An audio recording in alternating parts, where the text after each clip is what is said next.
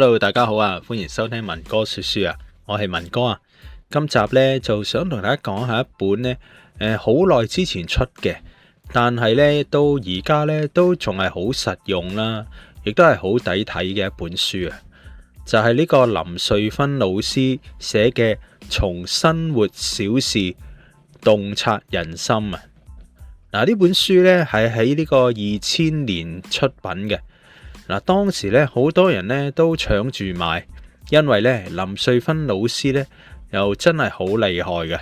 嗱，佢咧就唔係咧坐喺度個實驗室裏邊咧做研究嘅一般嘅學者嚟嘅，而佢咧就真真正正咧喺呢個生活裏邊咧就觀察啊、收集啦，然後咧用好多幽默啊嘅筆觸咧，寫咗佢嘅經驗出嚟嘅。完成咗呢本書之後呢，你呢都可能會覺得，哇，原來呢身邊嘅人呢就咁多暗號咁噶。首先呢，我講翻呢一本書嘅核心理念啦。阿林瑞芬老師話呢，其實呢要真正了解一個人呢，就唔使呢睇佢講咩嘅大道理嘅。最準嘅就係咧，睇下佢喺生活裏邊咧一啲小事上面嘅表現啊。因為咧大場面咧人人都識扮嘢噶啦，但係咧細微嘅習慣咧反應啊，先係咧藏唔住嘅真性情啊。舉個例說啊，作者喺書裏面咧就有好多嘅經典例子啊。話想呢知你嘅親密愛人嘅真面目係點呢？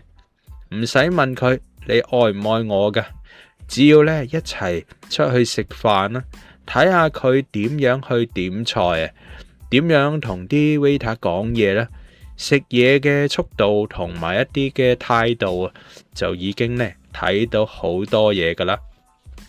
有啲人呢食飯呢好有呢個攻勢嘅，成日呢搶住夾最好嗰嚿呢俾你，表面呢好體貼，但其實呢可能係一種控制欲強嚟嘅。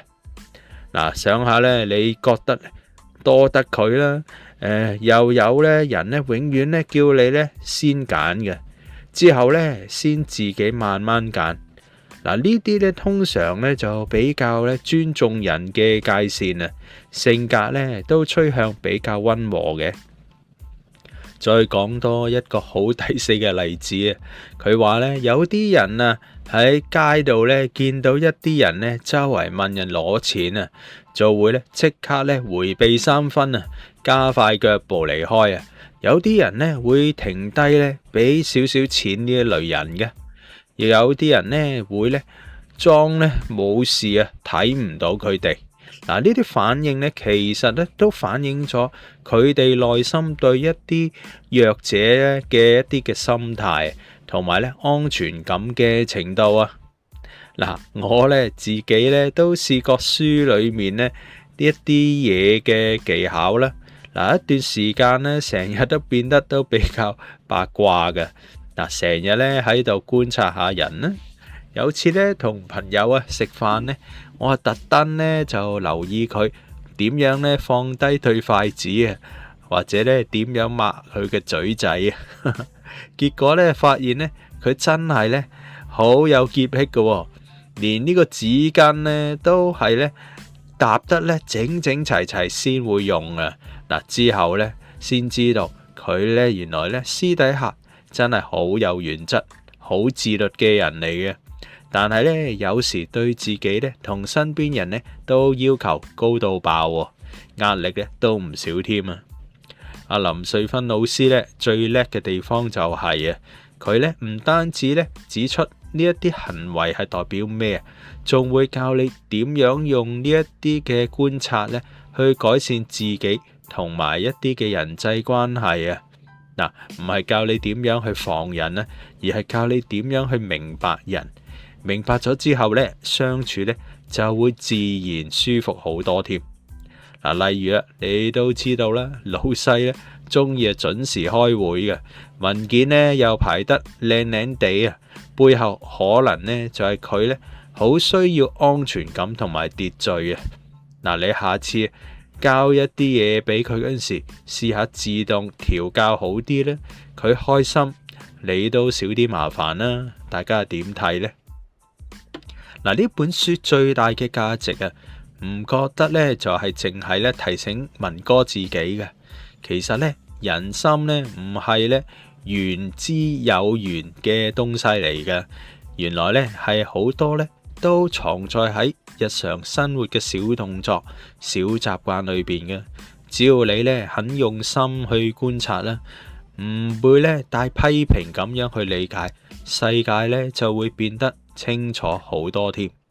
人同人嘅關係呢，就誤會呢都會少唔少噶。好啦，當然啦，林老師呢之後呢都仲寫咗好多續集嘅。舉啲例子咧，就係呢個從習慣洞察人心啦，從說話洞察人心啦，同埋呢個從愛語洞察人心等等嘅書籍嘅。每一本呢都係由呢個生活小事入手嘅，佢呢係特別咧寫得好細膩嘅。不過呢，今集呢我哋主力呢都係講翻去開山之作，因為佢呢最輕鬆、最易入口啊。最啱呢想大家開始學嘅讀心術嘅朋友嘅一本書啊。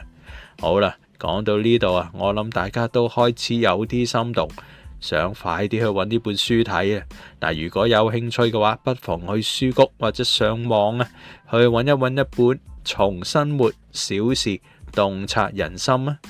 林瑞芬老師呢，雖然係20幾年前嘅書啦，但係呢內容真係呢唔過時嘅，因為呢人性從來呢都其實冇變過嘅。好啦，今集文哥說書講到呢度啦，希望大家聽完呢一集之後呢，都可以返到屋企或者出街嘅時候呢，都會多啲留意身邊人嘅小習慣或者啲細微嘅小動作啊！多啲明白身邊嘅朋友啦。記住啊，洞察人心呢就唔係為咗贏人啊，而係呢為咗愛得更好，相處得更舒服啊！好啦，多謝大家收聽呢一集。如果有咩書呢都想文哥去閱讀同埋分享啊，或者有咩嘅生活小事想分享呢，隨時留言俾我啦。好啦，我哋下集再見啦，拜拜。